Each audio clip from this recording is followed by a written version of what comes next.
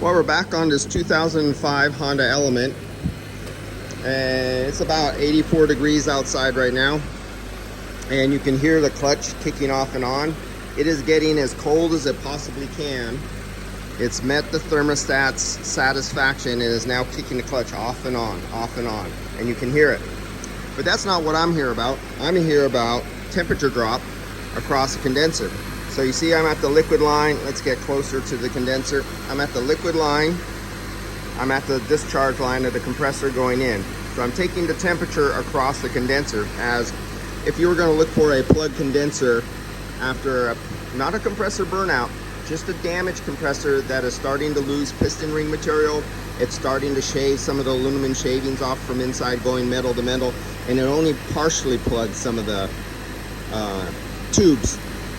So you don't use pressure, you use temperature. So what do we have here? We have 50 degrees delta T. See the delta right there? T1 to T2. Oh, the clutch just kicked off. But you see it's 92 degrees, 144 degrees. Now it's operating. You heard the clutch kick in. You can hear the fans kick in. So that's just about a 50 degree delta. That's about your limit. But there's something I didn't tell you. I just wanted to add this in here just for the hell of it. Well, let's look at some pressures. You know, there's guys who like pressures. They think they mean something. They do in some situations. But I only have 280 grams in there. This system should have 530 grams. So let's go take a look at the superheat. Wait a minute. But it's 85 degrees out and the clutch is cycling. It's satisfying the thermostat and it's kicking off. How can that be with 280 grams?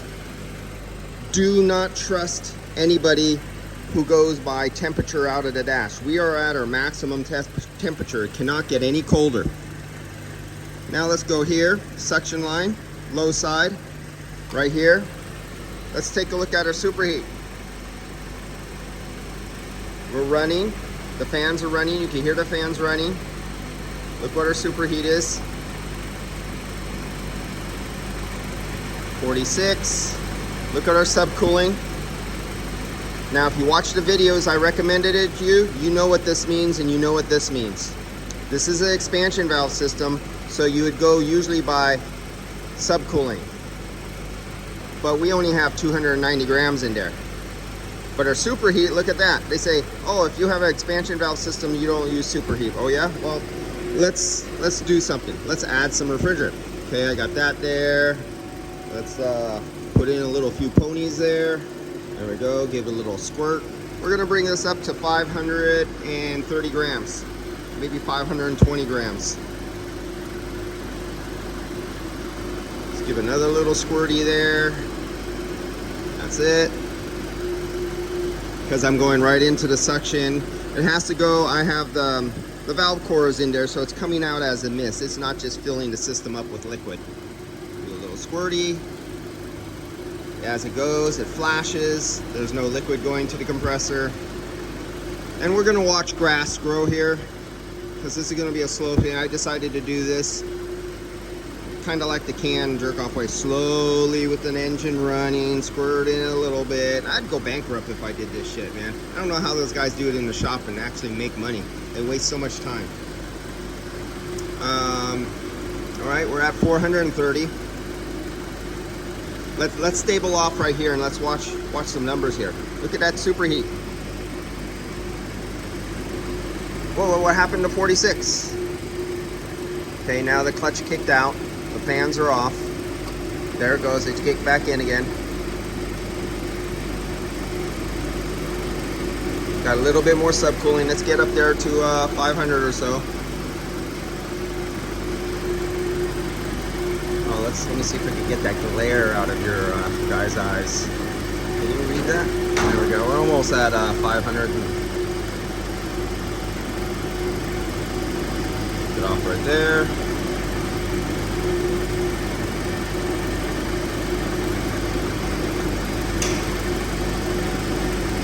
Look at that superheat. You don't need pressures, but there's no specifications from manufacturers for superheat or subcooling, and different vehicles are different, way different. So you can't always use the rule of thumb thing. All you can do is learn the year, make, model vehicles that you work under. If you guys who are a Toyota specialty shop, you're lucky. If you're a Honda specialty shop and Acura, you're lucky. If you're Mercedes, you're lucky. If you're a general mechanic who gets every Tom, Dick, and Harry car into the shop, you're screwed. You can't memorize them. You got to keep a log sheet, and you just have to start building up a database and do a spreadsheet on a computer so you can start storing everything that you can learn.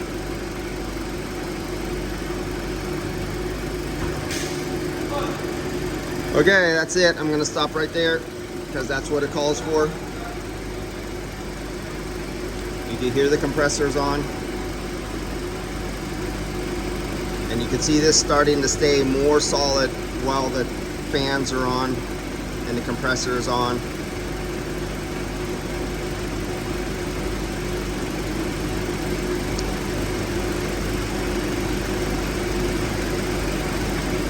There it goes. It just disengaged.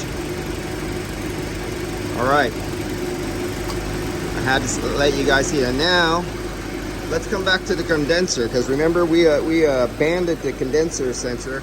We already know this is going to go down to 8 degrees. We know this is going to hover somewhere about 8 degrees, where our clutch is kicking off and on. So let's go over here. Now let's see what we got here. There we go.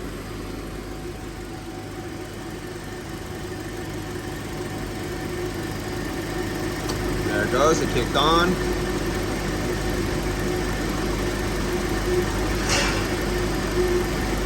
Look at the delta, T1 to T2. So there's the liquid line, there's the suction line. Now then I have almost 50 degrees of temperature difference between the inlet and the outlet liquid. But that's when it had 290 grams. Now I have 530 grams, other than I just bumped it and I messed up I made it look like it has 510. But we're already finished with it. But look at the delta. Now we have a delta of 15, somewhere around there. That is good for this condenser and this vehicle. A 15 degree on this parallel flow microchannel condenser, that's a good one. If you've seen 70 degrees of delta across that, you know you have a problem. But you got to make sure the charge, anytime you check anything, first thing you do is just drain out all the refrigerant, charge it 100% factory with clean, fresh refrigerant, and then do your testing. All right, guys, I'll see you later.